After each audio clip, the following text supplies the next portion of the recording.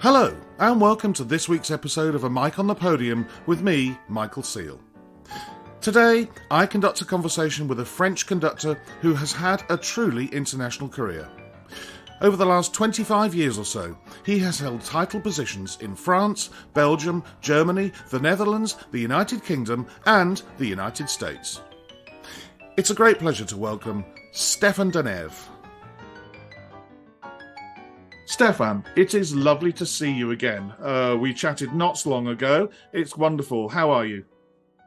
I'm great, exhausted because I'm just in the end of a big transatlantic move. So I don't have a back because I held all these scores and books for the past weeks and a week and a half. But the house, I think you agree with me, will be beautiful, and we are delighted. I'm speaking with you from St. Louis in Missouri. Yeah, it is a very, very attractive room. The listener needs to know that Stéphane's sitting at a grand piano with scores and a bust of Beethoven in a gorgeous, massive room. So, yeah, bravo on the move. I know last time we chatted, which we'll come to later with your time at Brussels Phil, and I was there doing some work for you and the orchestra, that you were about to move, and it sounds like it's gone well. You did work for music, and I thank you for that. Thank you. And no, all is well indeed. And you're right. It's the first time in my life that I kind of feel I have a small chamber music concert hall at home. I mean, it's quite a big room. You know, America has big size rooms, and it sounds terrific actually. So I'm very excited to now study score at the piano, and sometimes play for some friends, hopefully, and family in this beautiful room. We will come back to score study later, but for now, let's go back to northern France, where I know that you were born. And I ask every conductor, and you'll be no different, Stéphane, how music first came into your life and into your world. Did you come from a musical family, parents musical at all? Not really. My father did play a little bit of tuba at some point, but and that thanks to this amateur brass harmony orchestra, woodwinds orchestra, that I started actually learning some trumpet, actually cornet to be precise. But I was 9. But the big thing was when I was 10. And I was at a Catholic school in north of France, and there was an old nun playing the organ in the little chapel of the school, and I was fascinated by the sound of the organ. So I kind of hid there to listen to her, and she saw me and was asking what I wanted to do, and I said I love the music, and she gave me some piano lessons, and thanks to her, I then started to play the piano and went to the conservatoire very soon. And you were a pianist for local choirs and things like that, so you were involved in rehearsals early on. Very early on, and I think it is so fantastic that there is this vivid amateur life in north of France still today, with a lot of amateur bands, but also a lot of amateur choirs. And I had a great time accompanying them. It was actually a male choir, and what we call in Germany a Männerchor, and it was really a group of I would say 60 or 70 men that had a great spirit, and I learned a lot of things there, music, but also camaraderie and fun, and sometimes even drinking. So it started thanks to this amateur choir. But I don't know how to chronologically order this, really. But I'm just going to go with how I wrote it down on my book. Dear listeners know that I've got my little book to my left. I've written that you really have said in interviews in the past that you had one major mentor. Oh, yeah. Somebody called André Dumortier. Is that how it's pronounced? He is indeed the man. On my piano, there is always, so it's not yet framed because I traveled with it with me. I didn't dare to put the frame inside of a truck, etc. So I traveled with it on my own bag for about a month all over the world. So I will reframe, but this is actually also a wonderful paper that he offered me, where he kind of explained sound and creativity on a piano, and he is indeed my Yoda, let's say, my mentor. Every musician has, of course, many people who influence them, and often one main master, and that was him. It's a man I met when I was, I think, 15, and he just made me understand that I was not arrived yet, even if I could move my finger fast at the time, but that I was at the start of a huge mountain to climb, and that I will certainly never see the top, but that the journey was just more important than the arrival. And did he get involved at all? I mean, obviously as a piano mentor, but did he get involved at all when, at the age of 17, you formed your own orchestra and started to conduct? Was he involved in all facets of music making with you? Definitely. Let's say he was a man from the poetic world of the end of the 19th century.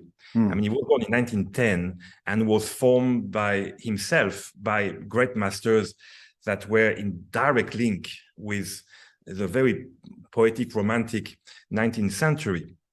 And he definitely had an approach to music that was very much into sensations, into colors, into meaning. And so, of course, this went way beyond just one instrument, which is the piano.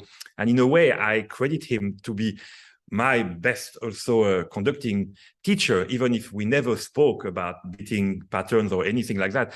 But it just made me have a broad view on music. And the only thing I would say is that, ironically, he was a little bit disappointed that I became so interested in the world of the orchestra, because he wanted me to be a pianist, and he had big hopes, and he wanted to prepare me actually for the big competition in Belgium, which is the Queen's Elizabeth competition. And I disappointed him because I said, look, I won't present this competition. But long after he's passing away, I look in the sky, and when I was conducting the competition as a conductor, I said, like, Monsieur Dumortier, you see, I am doing the Queen's Elizabeth competition. Okay. From the podium, but still I'm doing it for you. Yeah. I'm just going to briefly stop at that orchestra that you formed, the Jeune Ensemble Orchestral du Nord Pas de Calais. Yes. My French is terrible, but that's about as near as I'm going to get. Very good. Why conducting? Why? Obviously, you did the thing that many conductors do, which is, if I can't conduct somebody else, I'm going to start my own group. What was it about conducting that was drawing you, even at that age of 17, before you even get to the Paris Conservatoire? Oh, just for one single reason. I'm a very social person, and I don't deal well with being alone. And the piano is a great instrument, but you're often alone with it. And so I started chamber music. I had a little trio at the Conservatoire very early, when I was 16 or something, 15, 16. And then indeed, I wanted just to expand music making with a group. And I did form le Jeune Ensemble Instrumental du Nord-Pas-de-Calais, as you said brilliantly, when I was very, very young. And it was a great experience to have all those very good musicians, young musicians from the three actually main cities in north of France, Lille, Roubaix, and Tourcoing. And it was a way to experiment many things and see how difficult it is. And it lasted only a few years, I'm afraid, but that was a great opportunity to learn every side of being a conductor, including sometimes putting the chairs and the stands where it should be, and organizing the rental of a concert hall or whatever. So it was an early, very, very precious experience. I've had other conductors come on here who've formed their own groups either at the same time as you or later on, and they've all said it's not just the conducting, it's not just the hiring the musicians and hiring the parts. It is, as you say, it's putting the chairs out for the audience. It's booking the van to take all of the bigger instruments there. It's organizing the whole thing, which teaches you things about life, not just about waving your arms around in front of musicians. And yeah, true. It's very true. Been there, done that. Paris Conservatoire. Who was your teacher? You went to study conducting, I think. Is that right? Yes, also some other classes. Yeah. I had also a class which was coaching for opera, working with singers, accompaniment as well, history of music. But indeed, the main two classes were conducting class and vocal coach. Yeah. I mean, not vocal coach, sorry, pianist. I mean, coach pianist for opera repertoire. And so my two teachers there were Jean-Sébastien Béraud for the conducting part, and Serge Zapolsky for the piano part and the vocal part. But I would say, no offense to both of them, but the best school I had in Paris was not entirely the conservatoire, but just the opportunity to go sit in rehearsals of the Orchestre de Paris. I was going there all the time, and I thank the Orchestre de Paris for letting me actually going there early before I even became the pianist of the choir there, because I could just see great conductors and see what to do, and sometimes less great conductors and see what not to do. Well, that is probably more important. That's come up often in the podcast. You know, yes, we can all learn from the greats, but actually you learn an awful lot more from the ones who crash and burn, frankly. And even if you get to know a few of the players and find out why, what is it they said, it can be one sentence, can't it? Oh, it's a difficult job, and it's like a castle of cards. You can ruin everything in one sentence. That is for sure true. That said, I said you learn what not to do. I wish I think we will still continue to learn all the time with this great, amazing, living structure that is an orchestra. So yes, I still have to learn a lot what not to do, believe me. I'm nodding because I'm in agreement with my own career and with the things I do and say. You just mentioned it, becoming the repetiteur pianist for the chorus of the Orchestre de Paris. And before I pressed record, I mentioned to you that I couldn't believe that in 100 and whatever, 10, 11, 12 episodes, that the name I'm about to mention, which is somebody who was quite important that you got to meet, and he helped you at this stage, Sir George Solti. I cannot believe that nobody's really talked about him at all in any way, shape, or form in the previous 111, 112 episodes. So how did that come about, meeting Sir George Solti, and how did he help you? Well, I'm surprised first indeed, because for me, he's really like a very inspiring master and an extremely important interpret, both for opera and for the symphonic and opera, both together. So I was scheduled indeed with the chorus of the Orchestre de Paris to play for the Missa Solemnis of Beethoven, which is a very hard piece to play on the piano. It's totally not pianistic. So believe me, I prepared myself as much as I could, and I was very ready to be eyes in eyes with him when he started this kind of bam. And look, I won't be fakely modest. I'm not sure that I ever been a good pianist, whatever. But I have one quality. I kind of know where to play for a conductor. I very early on, I kind of understood the strange delay between the gesture and the reaction of an orchestra. So I pretend that actually he was happy with my following. And so that went very well. And he spoke with me a little bit and showed me sing on the piano. And I had a very good rapport, all good. So that was the first experience. Then I played for him as well for some concerts. There's no chorus there, but I was still often engaged by the Orchestre de Paris to play for other type of rehearsals. I played for Bluebeard Castle of Bartók. And I have a funny story there, because Solti was always staying at the Ritz in Paris. And I was a kind of poor student, and I had no support from my parents at the time. And so I had really to work for my own living. And so I was lucky enough to play for the Orchestre de Paris, but also some very bad choirs and whatever, and singing lessons. So I had no idea what a great palace was. I never visited one at the time. And then suddenly, what is very strange is Solti asked to do the rehearsal with Julia Varadi and Laszlo Polgar, I think were the two soloists for this piece, at the Ritz. So, okay. And so here I am. I think it was at the end of a morning or early afternoon, I forgot. But I entered the Ritz and said, like, well, there is a rehearsal plan with Maestro Scholti there. And they accompanied me to the night bar of the Ritz. I remember we had to go down, and I was amazed by the luxury of the place. It was very impressive to me. And there was a guy doing the vacuum cleaner at the time, and they had to stop him, of course, because it was too loud. And it was a night bar with a grand piano, and it was so rich and so thick, you know, like carpet, something like that, that it was extraordinarily dry.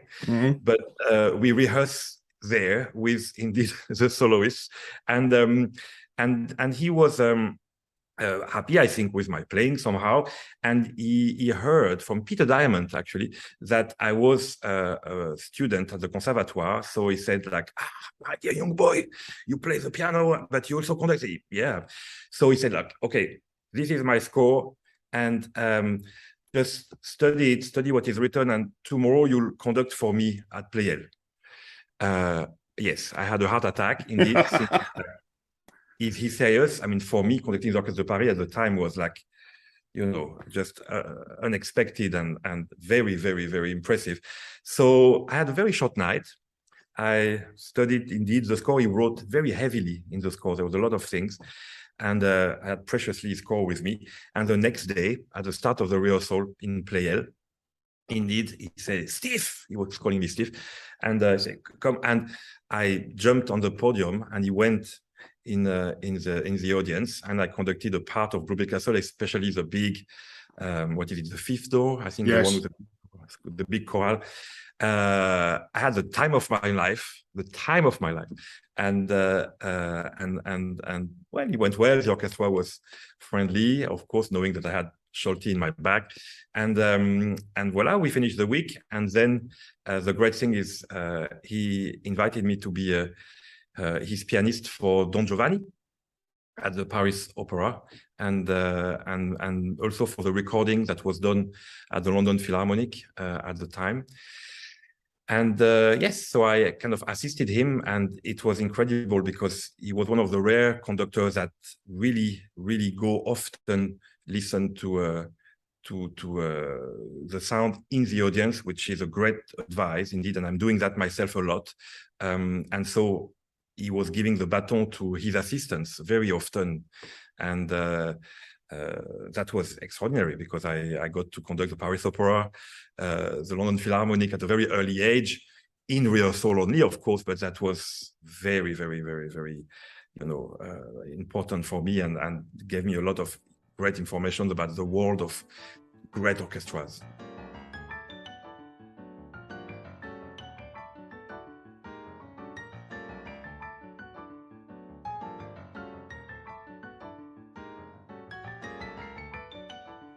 I think I read it was this morning when I did my homework on you, as I told you, and my listeners know. I think I read that he started doing that because Richard Strauss conducted, or was in the audience when he was conducting, and he sought his advice. Is that correct? I heard that indeed from him. I saw a photo in his home in London, beautiful photo, great photo, where you see actually the pit of the Staatsoper in Munich, and you see actually Scholti in the pit, and right behind him in the first row of the audience, Strauss visiting. And yes, and apparently Strauss did comment about the loudness of the orchestra to Scholti in front of the orchestra, and that would have been indeed the thing that made him think that he should always check himself about the balance. And he did that all his life. He was always listening, and somehow almost kind of conducting rehearsals from the audience, screaming what he wanted to do, you know, and letting his assistant just conduct on the podium. Actually, I don't know, I can give you a link later. There is a nice little TV news of the time when I assisted him in London, a little 2-minute clip that was done for the national news in France, where they interview him and you can see him doing that exactly. So I'll give you the link and maybe you can add it to this podcast. It's a fun little video, and you see how he was doing, and what he taught me, I would say, above any other thing, is the sacred fire for music. Like, this man had just a love for music. When we were in London with René Fleming and we were doing Don Giovanni, this big, beautiful pianissimo B flat that she was doing exquisitely, perfectly, he would still stop and say, like, well, René, and he was coming to her and say, like, let's do that. And he was just dreaming and making her sing like 20 times the same thing just to get something even better. And he was in his 80s at the time. And I thought, like, voila, this is what it is. You know, it's music is like, his life was depending on the beauty of this B flat at that moment. And that's what it should be. Absolutely. Assisting. So you graduate, you leave Paris Conservatoire, you become assistant conductor of the Orchestra Nationale de Lille in 95, and then you do 4 years in the Kapellmeister system as Kapellmeister as the Deutsche Oper am Rhein. Now, the Kapellmeister system has appeared on here 3 or 4 times, and every time I've asked this question, basically because of what Kevin John Edusei said about it. He said it is brutal. The system, the Kapellmeister system. How did you find it, that going in there as a pianist, being involved with opera after opera, if you're not actually conducting, you're playing the piano, how did you find it? Brutal is a good word, because you don't have time to think. You just, thrown in the pit without rehearsals most of the time, and you have to go for it. So yes, it was extraordinary for me, because in a very, very short amount of time, I learned a lot of new things, especially to be sovereign and calm and just be able to multitask somehow, because everything can happen. It's what we call a repertoire house, where indeed the titles that are in the repertoire are not rehearsed anymore with the orchestra and minimally rehearsed with the singers. So as a pianist myself, I was lucky enough to work with them, and that's how I developed, by the way, the reducing score, at the piano, because I kind of didn't like to do the vocal score with piano reduction. They were too limited. So I love to just play with the full score, and that obliged me to learn how to do it quick, efficiently. And then indeed, my first bohème, for instance, I mean, it's so scary. You arrive on the pit and was without any rehearsals with the orchestra. So as a pianist, I said I was able to squeeze a few rehearsals with the singers. So still not conducting, just playing the piano. But then that's it. You go there, and anything can happen, really. So you have to be prepared and to be calm and to deal with the flow of the performance, and try to create the right tension at the right moment. So I learned a lot about drama, about how to build a longer structure, which you don't have so much in the symphonic world.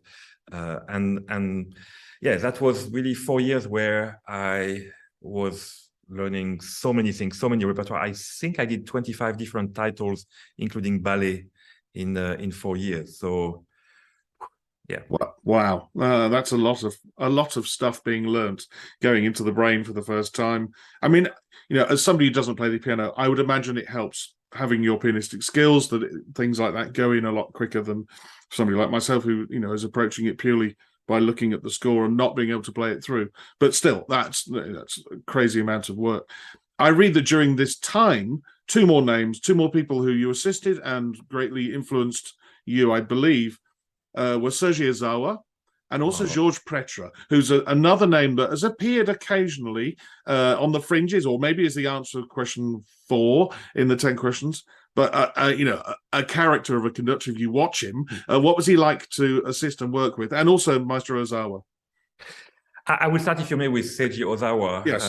who I love. I revere him. It's a great privilege to know the man, and I'm very moved speaking about him because I just saw him just now a month ago in Tokyo. I was conducting the NHK orchestra, and I was lucky enough to see him, and he's obviously not in the best health right now, but his eyes were absolutely the same, with the same genuine childish enthusiasm, and we could communicate and speak together, and that was very precious. So in his case, I mean, like Scholti, I must say, the sacred fire for music was also impressive, and it's still the case now. I mean, he recently conducted a rehearsal, just Egmont, for a few minutes, and he cannot move so much anymore, but you could feel that the love for music is everything that what and his family together makes him still alive today. I'm sure that just love for music.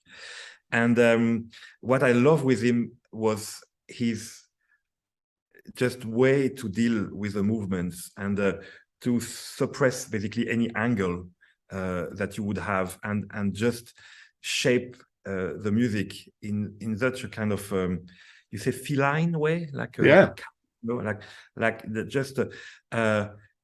was always just beautiful to look at to start with, and his incredible power and sense of colors. You know, I assisted him in some Ravel pieces like L'Enfant les Sortilèges and L'Heure Espagnole, and we shared actually that double bill in Japan at this wonderful festival where I did conduct L'Heure Espagnole and he was conducting L'Enfant les Sortilèges, and I was in awe with indeed the very sophisticated way he would shape a phrase and draw the music, basically like you would write a wonderful letter in Japanese. It was really a lot of harmony in what he's doing. And Petra, how was he? I mean, the point that's just popped into my head is purely because I've read Corresponding with Carlos, the book by Charles Barber about writing to Carlos Kleiber, and he talks about Kleiber talks in the letters about how he was trying not to be a downbeat conductor, how Kleiber would try and beat across the bars, and I get the feeling with I've just seen you imitate Seiji Ozawa, how feline he is. Petra's the same. You hardly ever see him give a downbeat, or his gestures are very fluid, very feline, and it made me think, well, they were both quite similar in what they did to a degree, but two, I would imagine, very different characters. Very different characters, that's for sure. Pret was very, very, very French in all what it means, good and bad. But he has this Latin character erupting of intensity. What I love with him, I think he had one excess of one quality. And strangely enough, I think that to be a conductor and a successful conductor, often it's better to have an excess of one quality than being kind of good at everything. And in his case, it was an absolutely fabulous sense of phrasing one line. So first encounter was Turandot in Paris Opera, and I was assisting him for that. And the rehearsal with the choir that he made of the Paris Opera choir, I will never forget in my entire life, because it was just an incredible sense of phrasing, which was not really a rubato, but just a way to shape whatever the density under this line is. He doesn't care so much, and you would see him conduct, something where the full orchestra plays piano or one instrument, kind of the same gesture, just inviting to just once again drawing, which I love, drawing the music and showing the shape of a line, and it was and just if you do it like, if I may say, a little bit square and stupidly, it's like da di da da da da da da. So 3 eighth notes after a half rest, and then 16. So But in his world, just a simple phrase became da, dee, da, da, da, da, da, dee, da. Like just a sense of the agogic between the notes and the agogic that would, agogic meaning, I think, deforming a little bit the speed of a phrase depending on the interval between the notes. So anyway, that is extraordinary. And I suppose that's why Callas loved him so much, because Callas had that. And I think she knew she was in good hands, literally, because he would understand, ta, ta, ta, all this bel canto, that phrase that needs such a refined sense of agogic. He had it naturally, like it was incredible. So that was really very impressive from Georges Prêtre and his totally uncompromising way to conduct the phrasing, whatever happened in the orchestra.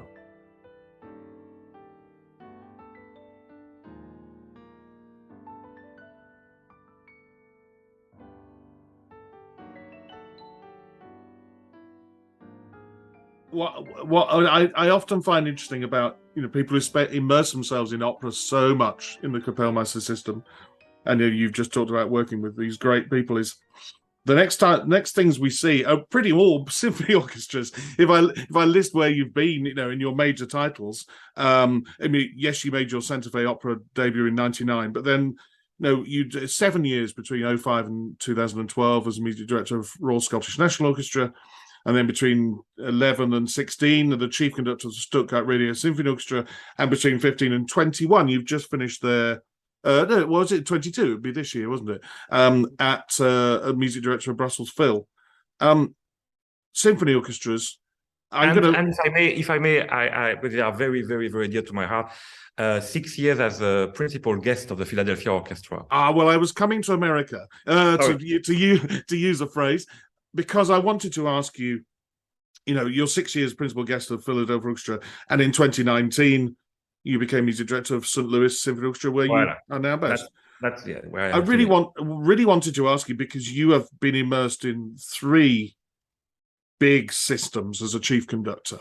So you've been a chief conductor of a German radio orchestra, and with all of that brings, of a US orchestra, which again, as a music director, is a much different thing. It's not just about concerts, rehearsals, it's everything else.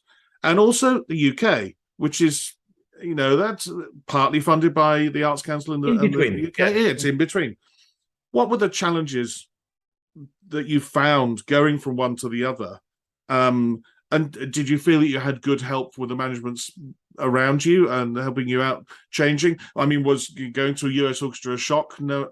Or knowing that you would have to go and what's the phrase? Press the flesh of the the donors and the philanthropists. How's it been going between those 3 big things?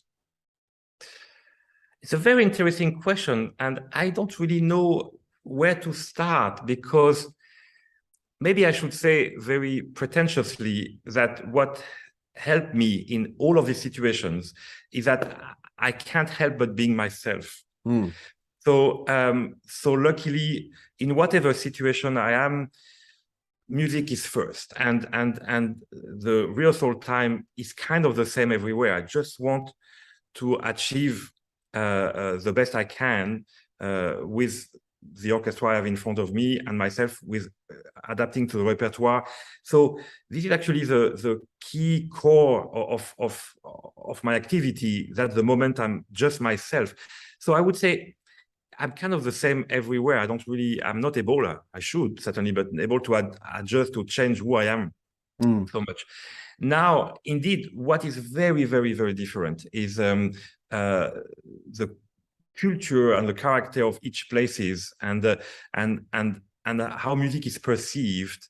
And it's very true that it's so different to see how you program from one place to another, and what is important in one place, and how in Europe the artists sometimes are really in their ivory tower and feel everything is due to them, including for the conductor, you know, because the institution exists, they are funded, they are stable somehow. That's the feeling we have anyway. And then when you go to America, you see like it's a private affair. You have to just convince everybody to give you the funding that will make music happen. And there you are involved in a much more social role. So it is challenging. I think what I love is to speak different languages. So I was very fortunate indeed, because at 18 I spoke almost no language, a little bit of English, but at a very low level, even worse than now, let's say. And so I could learn Italian and German, a little bit of Russian and English, just traveling the world. And that has been the biggest impact to me, because the more you can communicate, the less you fear people, and therefore the more you engage in a fruitful, you know, collaboration. That's the first thing is, and maybe I'm slightly different in different languages. I have a very good friend, composer Guillaume Connaisson, who saw me conduct in different places, and he says always, "Wow, when you're in America, there is it's kind of bursting enthusiasm and kind of very outgoing personality, which seems to be a little bit different when I'm in Germany, for instance." Or I mean, so maybe he said I have a different way to interact when I speak a different language, but I don't feel that myself. I have the feeling I'm the same everywhere. And I came to really love the American system, because it obliges you somehow to really ask you the question, why? Why we do that, why we program this piece, for whom, and you really have a lot of feedback, you know. And so I mean, that has been for me very inspiring. And right now in you know, I just passed 50, by the way, so I feel it's time to give back a lot what I received, and to maybe do more for a community through music than just offering some hopefully good concerts, but just really try to interact more with the meaning of music and how it can help a community, help people to unite. And this is the big new challenge for me living here in St. Louis, is to develop indeed what is out of the podium and can just make the world a better place, basically.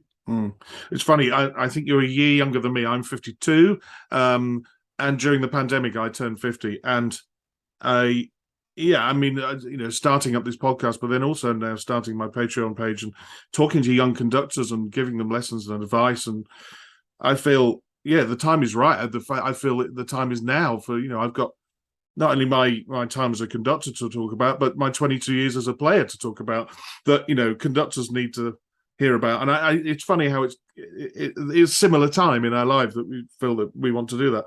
I wanted to just linger on one point very briefly, which is you talked about the, you know, being in ivory towers and expecting the institution just to be there for us all, and just, but of course you were chief conductor of an orchestra that ceased to exist in Stuttgart.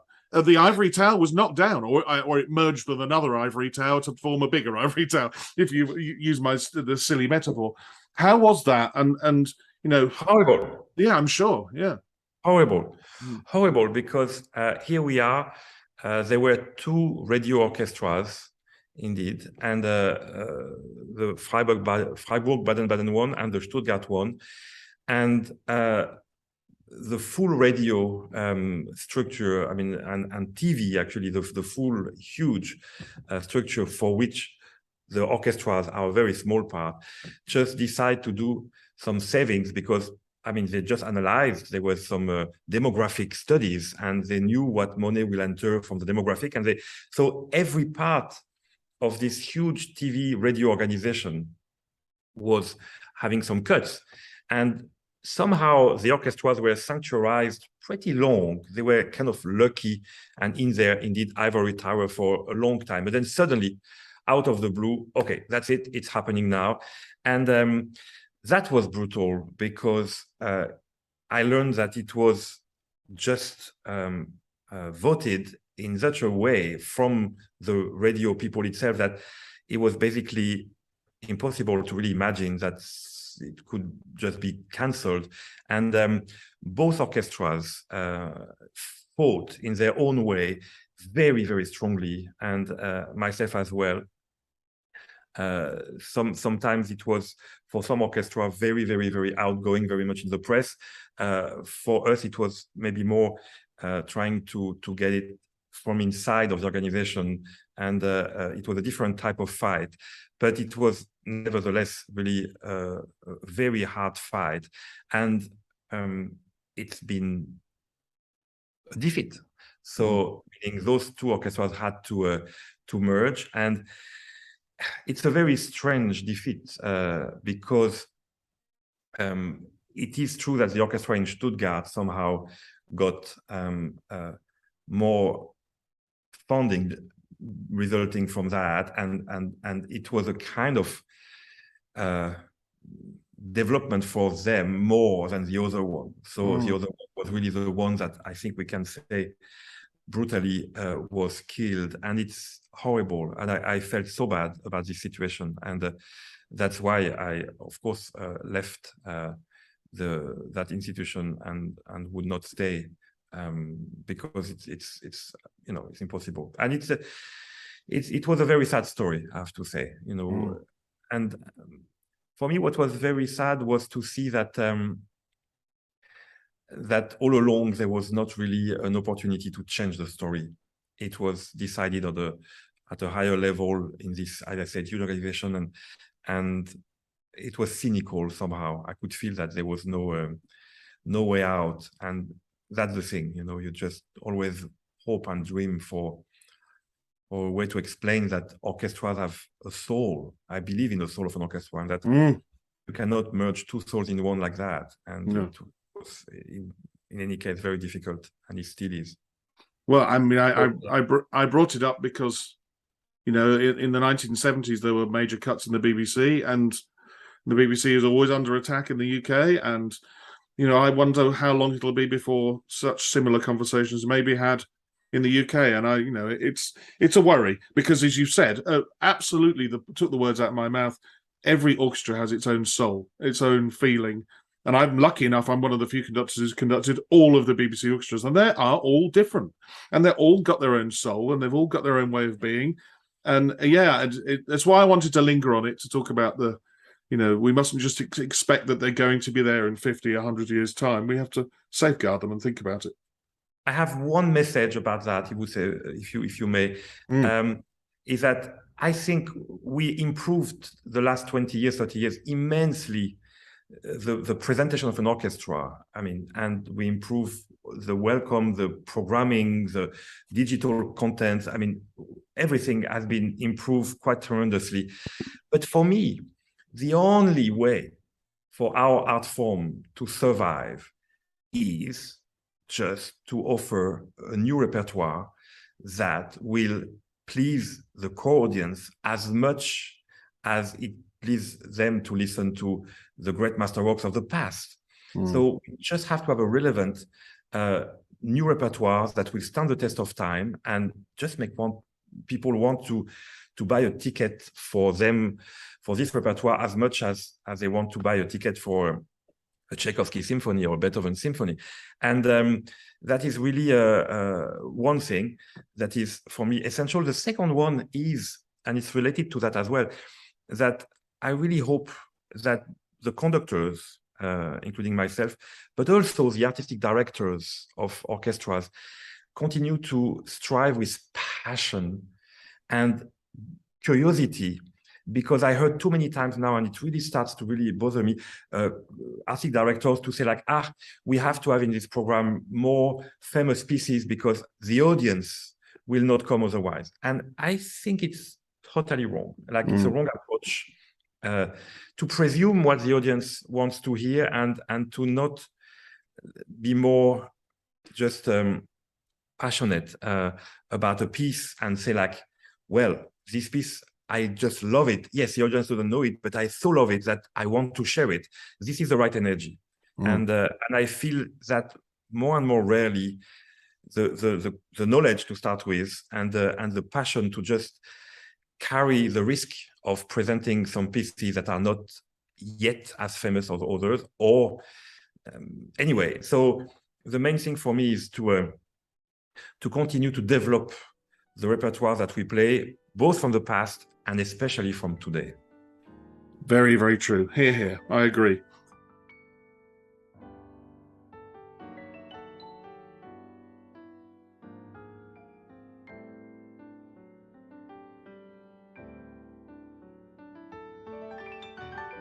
Stéphane, there is one question I ask every conductor, and you'll be no different.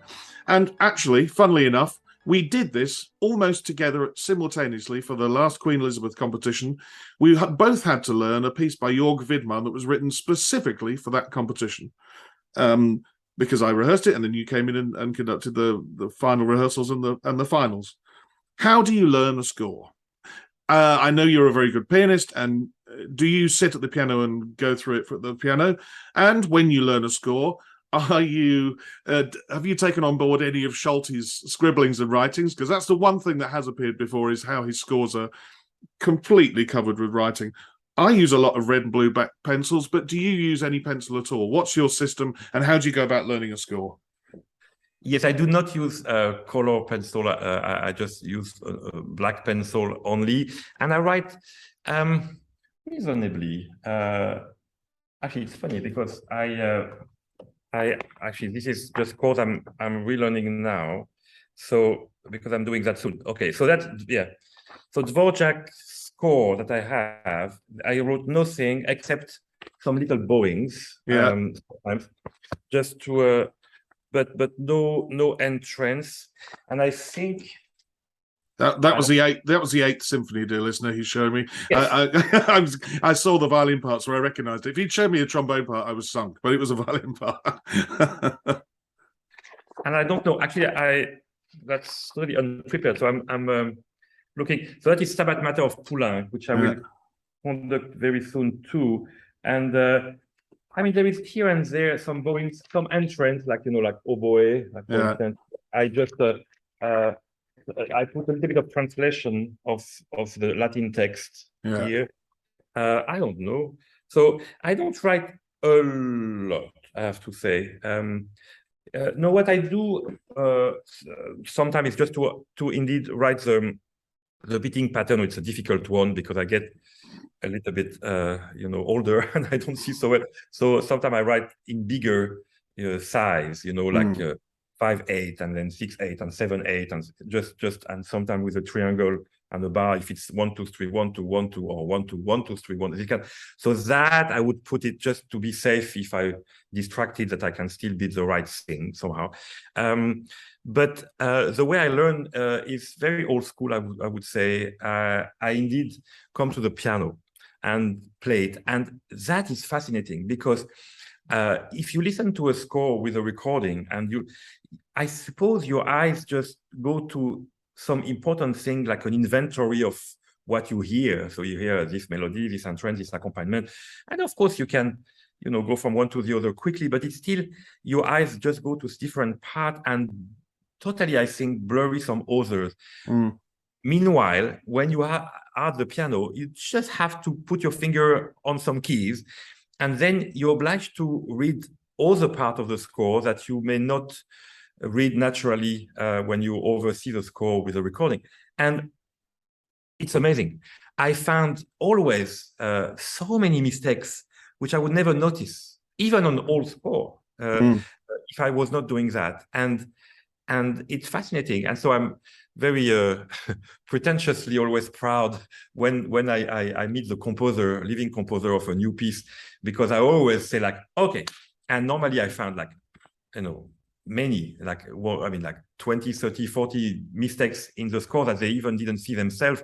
And it's a good feeling for me because it's very flattering, because it looks like I really studied in details, and they are often impressed to discover mistakes they didn't see themselves. So the thing for me is, if you're a pianist, just do that. Just do that. The other thing I would recommend is, well, certainly never to listen to one recording. If you do document yourself, which is fine, I think we have the opportunity now easily to listen to. Go for I think the historical recording that can give you a feeling of where we come from, at least. So I basically almost only listen to things from before the Second World War. Actually, I treasure old recording, and not only one, and just look at some specific thing, but don't just listen to it just from A to Z, because that will give you the wrong approach, and you will not. And I see, if I may say, a lot of conductors sometimes, for me, that are just making an inventory of the events that happen one after the other, but they not really, to me, just create the roots of the music. Just let the music create from inside of it, and it sounds a bit external, let's say, a bit commenting, and not really just embracing the roots of the tree, that is where it comes from. The orchestra is doing the tree. You just need to just give the soil and give what it needs to just bloom. And what I would like as well to say is when you don't listen to a recording, which is much better, like really just in silence, then, which is very difficult. I mean, it's a concentration issue. You have to concentrate. Then just don't stop. Like, read it in the tempo, because I think if you lose a little bit too much the flow, then you don't see the structure, and it doesn't come to you inside of your body. So I would say, try to imagine that the score is not a page turn, but is like if you were putting all those pages on an immense wall, one after the other. And so you have the very much big panorama of a piece, and you just don't stop walking, looking at this panorama. And of course, if you don't have the help of the real sound from the orchestra playing itself or recording, yes, there will be some moment a bit more blurry than other, where you're not sure you really hear perfectly what's happening, let's be honest. But continue to keep in tempo, and continue to, just because that will give you the real existence of the piece, which is only alive in motion, not as an object to look at. Oh, I agree. I did exactly the same thing this morning. I've just opened a score for a brand new viola concerto, world premiere coming up in October, and I went through it just bar by bar in tempo as I went through it, and I realized that I'd got some of the tempos wrong, because they had to be wrong, because the architecture was all wrong, and so yeah, it's definitely the way to do it. Some conductors flick through it quickly and then go smaller and smaller. I think with a new piece, or one that you don't know or you can't get hold of a recording of, what you've just said is perfect. Just sing and listen your way through a score, and yes. I think you'll find the structure a lot easier, because you'll sit there thinking, well, actually this section feels too long. Have I got this section right or wrong, or is it the composer's fault? Or you get into it really quickly that way. Absolutely true. Let me say the word sing. Not only because I come from the vocal choir and opera career, that I was mainly an opera conductor at the start of my career, but everything should sing. A rhythm should sing. Like a word should sing. Like whatever it is. Even whatever long tenuto should still sing. Like everything is about that. That's really the expression of life, of love. I mean, the first thing we hear from our mother is maybe a song, so it's just what is in us, and that's what makes us human. I think it's just this line. Dear listener, please don't reach for that little button that advances this episode on by 30 seconds, just because I'm about to talk about Patreon. Because over recent months, my Patreon page has expanded, and you may be interested to know how the supporters club of this podcast is developing. There's over 25 hours of interviews with musicians, composers, soloists and managers, as well as 23 bonus mini-episodes that accompany this podcast. I've written an article on score marking, a set of diaries from my trips guest conducting abroad. I've started a series of articles on the art of programming, and I'm about to start a new series on string playing for those non-string playing conductors. Did you know that you can even have conducting lessons from myself? All of this is available at patreon.com/a mic on the podium, and from just £5 a month, you can gain access to this ever-growing resource on conductors and conducting. That's patreon.com. Details and links to the page are in the show notes attached to this episode. Now, the all-important 10 questions with my guest, Stéphane Denève. Stéphane, it's 10 questions time.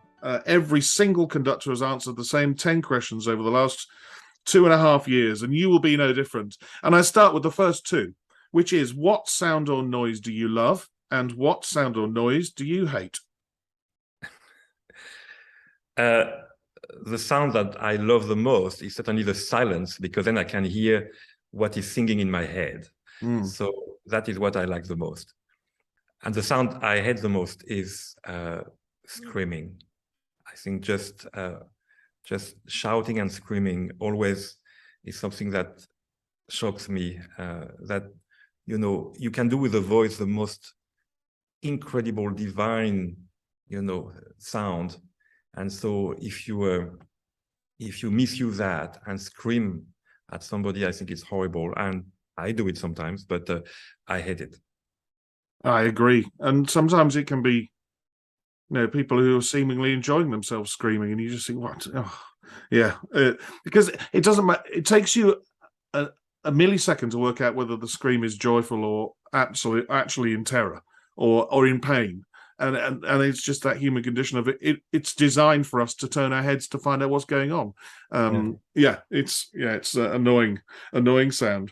By the way, just for you, not for the thing, but you know the famous story of Mahler discovering the Niagara Falls and saying, "Oh yes, he visited the falls in Niagara," and he said, he would have said apparently, "Endlich fortissimo." Finally fortissimo.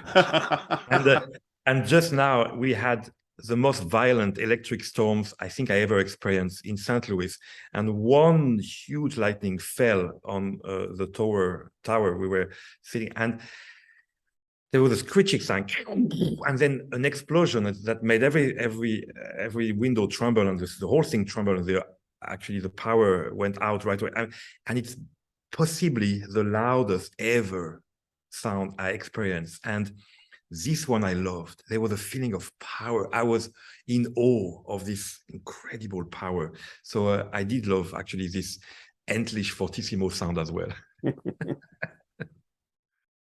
Number 3, if you had 24 hours free, what would you spend it doing?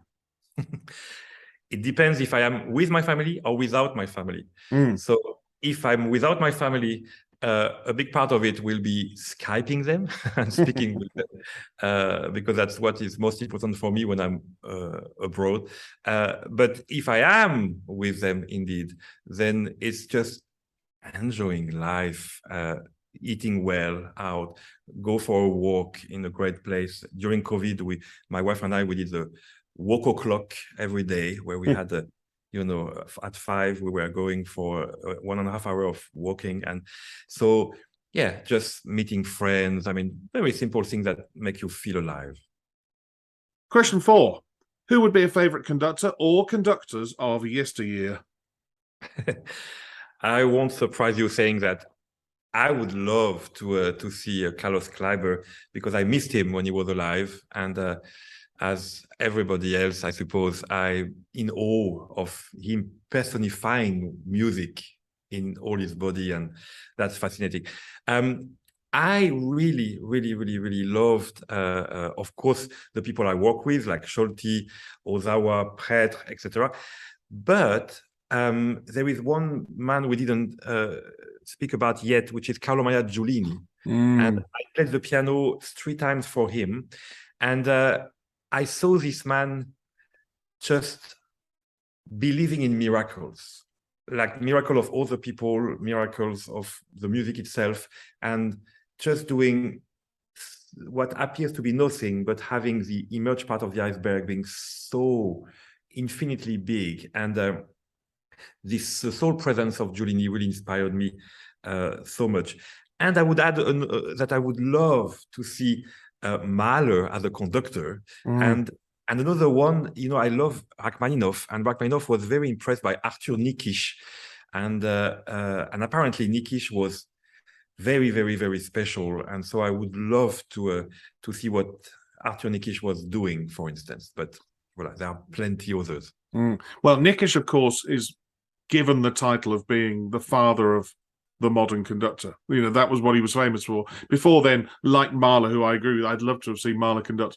But Mahler was a composer and a conductor, and Wagner was a composer and conductor, and whatever. But Nikisch is, and there's that one tiny fragment of silent film, isn't there, of him conducting, and he looks fascinating.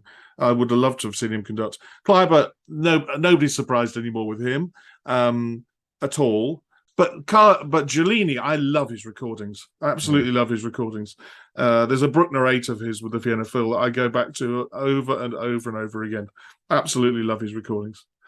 We must go on to the more difficult one, Stéphane. Question 5. And who would be a favourite current conductor or conductors?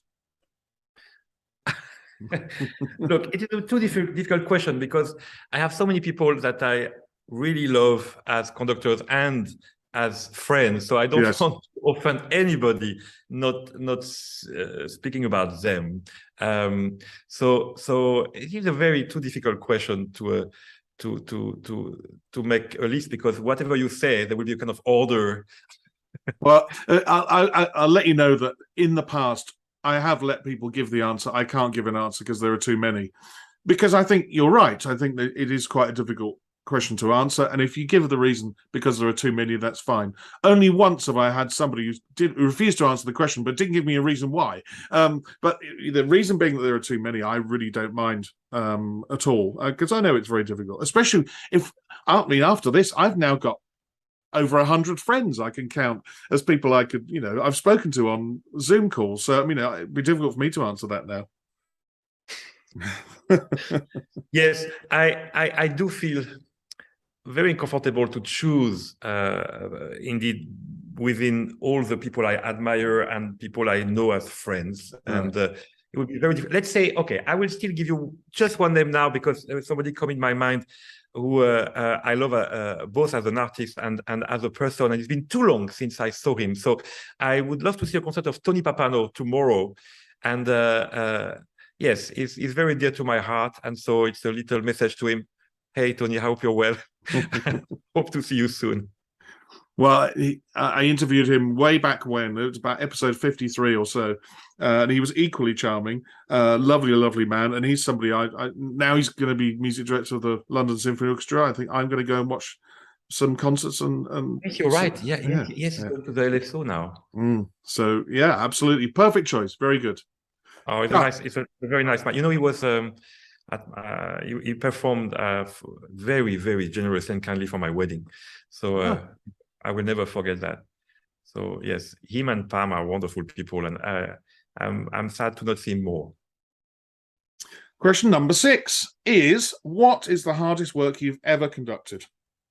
Well, if you had asked me about 25 years ago, I could then say a long list of pieces that were very scary technically. Yes. And luckily, with a bit more experience and a bit more trust with our wonderful musicians that we play with, I think the technical aspect is not anymore something that give me sleepless nights. But what is maybe for me the most difficult thing today is to really find the emotional journey of the piece, and especially, let's say, a Mahler symphony, for instance, where you have to really be in the brain of Mahler. And I more and more try to understand the psychological context of a composer when he or she wrote a piece, and try to understand what is the message. So for me, the most difficult piece today is when I don't find this message and I don't feel I'm connecting with the inner reason the piece was written. Well, I mean, if we're doing world premieres and things, nowadays you can just email and ask and say, is there anything in this that you're trying to convey extra above and through the score, or is there a hidden story, or is there? But as you said, you're going back to Mahler, and we can only go with what letters and what people have said, and to try and inhabit the head of any composer it's difficult. And with some pieces, we're human beings. Some pieces you get instantly, and you can almost form your own story, and then other pieces it takes longer. It can take 5, 6, 7, 8, 10 listenings, and maybe just the same even actually conducting them sometimes. It's not easy. I agree with you. It really isn't. That would be for me the most difficult thing today, really. And unfortunately, when I'm conducting myself, if I don't, I hate to be a spectator of myself. You know, I love to be in the flow with the music, and then everything makes sense, and then you build. You know, the way I make music, I think, is very narrative. I always have a kind of storyline, even if it's extremely abstract. But it's just really forces that are theatrical, let's say, you know, like something and then something responding to it, and then something conflicting, and then so building something, and then so it's very much a kind of conversation. And sometimes if I don't feel this connection with this dramaturgic part of the piece, and if I feel myself empty of that, it's a horrible feeling. When traveling abroad to conduct, what item could you not leave home without? Well, some of my tails and concert clothes, because I'm such a difficult size, I'm a big size in many ways, that it would be so horrible if I lose that to I could not find anything in the shop that would fit. So that's an anxiety each time. I'm happy to see my luggage arrive on the belt. But actually, I always travel with the Schubert four-hands Fantasy in F, because I adore this piece, and I can actually tell you I have an incredible list of pianists I played with in backstage area, sometimes on stage for fun, sometimes in concerts, but recently with Anne-Marie McDermott, actually in a concert in Vail, Colorado. But I love this piece, and it's always with me, and I always bother some great pianists. I'm like, hey, do you have a minute to play that with me? So yes, I'm always traveling with the Fantasy in F of Schubert. That is a brilliant answer. Didn't see it coming. What a brilliant answer. I've not had anything like that before, and that's wonderful. I mean, that would be like, well, I mean, I don't take a violin with me, but me traveling with the book of 44 Bartok duos. You know, would you mind playing the duos with me? That's really great. That's and also somebody, you know, who's of a bigger size. I'll put it, you know, bluntly about myself. If my jacket didn't turn up, I don't think I could buy anything off the peg to fit me. It's scary, yeah? It's scary. It is, yeah. Yeah, it would have to be, you know, whatever I'd turned up in. But yeah, I love the Schubert answer. It only happened me once that it was not, and luckily, I touch wood, touch my piano. I had delayed luggage, but luckily my tails always arrive on time for the concert. Luckily, we're not soloists, you know, playing the same day or the next day. So the rehearsal time helped me to get it on time. But my first concert in where was it? Saratoga, I think, a summer concert with the Philadelphia Orchestra. I had no idea that they play with white jacket. You know, this white jacket. This James Bond. Yeah. It looks like the Love Boat, you know, like Commandant Stobbing or whatever. So I could have conducted, of course, with the tails I had, but actually we went to find a rental white jacket, and it was horrible, and I felt ridiculous. And I hope there's not any photos of this concert, because it was not looking great. Number 8. What is the one thing you would change about being a conductor? I would say maybe the loneliness sometimes, because people believe you are always surrounded by people, but you know, there are the odd times, you know, the morning breakfast or some evenings where the soloist that you like is not there yet, so you cannot bother he or she to have dinner with you. And I'm a very social beast, so I love to be surrounded by friends, and so that's sometimes the thing that I suffer with, loneliness. It's not been mentioned for a long time on the podcast. I think Daniel Harding. What about yours? I think Daniel Harding mentioned loneliness way back when. Mine was to do with hostility. This old school, you know, them and us between players and conductors. Having been both a player and a conductor, that hostility that still exists in certain places. As recent as January 2020, I had a very hostile rehearsal process with an orchestra that shall remain nameless, I find that very difficult. But I agree with you about the loneliness as well. There's nothing worse than dinner for one. Going to a restaurant and saying, "Yeah, table for one, please." It's not nice. It's not easy, and it's something I think every person who wants to become a conductor needs to know about. It's not all parties, receptions, champagne after the concert. It's there are times when you literally are on your own a lot of the time. At the end, the rehearsal's finished. You look round and the orchestra's gone, and it's just you and back to your hotel and fill the rest of the day yourself. What profession other than your own would you like to attempt? To make my mother happy, I should have been a doctor. She wanted me to be a doctor, and I've not been a doctor. So sometimes I can get away, say like, maybe music can save some souls. Let's hope, but let's be honest. I totally admire the real doctors and the people that save life for real. All my admiration. And finally, question 10. And I did watch an interview this morning, which I heard you say that you enjoyed cocktails.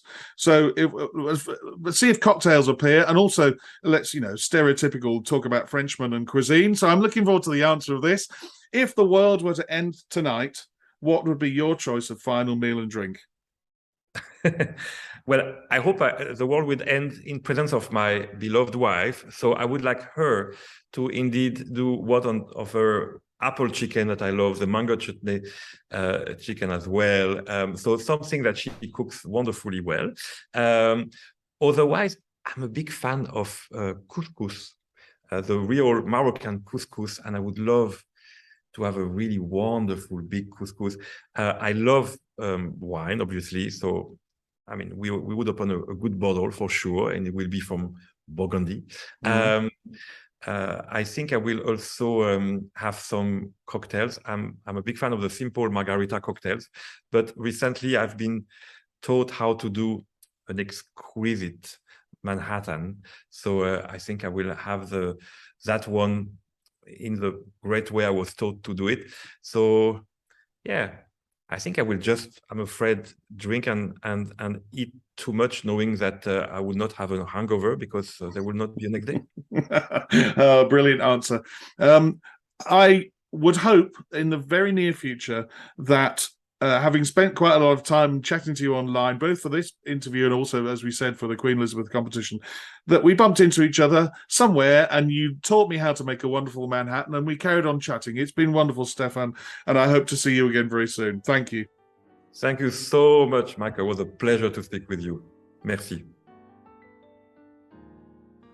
A Mic on the Podium was devised and produced by Michael Seal with music by Ben Dawson. Next time, I chat with the first conductor to be born in Sri Lanka to appear on the podcast. He grew up and studied in Germany, where he entered the famous Kapellmeister system, working at 2 German theatres, before becoming the music director of the Landestheater Salzburg in 2019. But until then, bye-bye.